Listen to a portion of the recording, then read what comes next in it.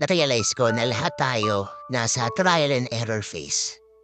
Hindi natin alam kung tama ba yung ginagawa natin o kung meron ba tayong mapapala sa mga desisyong nagawa natin. Yung realization na lahat tayo merong pinagdaraanan, na lahat tayo first time dito sa mga bagay na to, doon natin marirealize na lahat tayo pantay-pantay. Kaya mahirap rin na i-compare yung sarili natin sa iba kasi mali mo yung chapter 1 mo, chapter 10 na pala niya. Marami tayong hindi alam sa ibang tao at marami rin silang hindi alam tungkol sa atin. Kaya kung darating yung pagkakataon na mako-compare natin yung sarili natin sa kanila, yun yung kailangan natin iwasan.